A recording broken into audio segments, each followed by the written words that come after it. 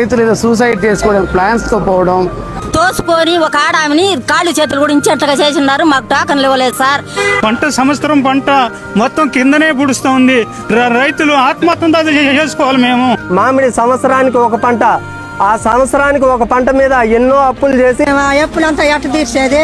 మీరు ఈ మాదిరి ఆడవాళ్ళని ఇబ్బందులు పెట్టించి ఇప్పుడు వచ్చేదానికి సౌకర్యం లేకుండా వచ్చి తిరుపతి పోతున్నాము. టోకన్లు అయిపోయిందంటా ఉన్నారు సార్. రైతుల పరిస్థితి దుబ్బరం ఉండే కారణం మన ఐక్యత లేకపోవడం, టోకన్లు ఇవ్వడం, లేదా 5వ తేదీకి ఫ్యాక్టరీలు మూసేయడం, దానికి కొట్టిన పెస్టిసైడ్లు ఖరీదు కూడా రాక రైతులు ఏదో సూసైడ్ చేసుకోవడం, ప్లాన్స్ తో పోవడం.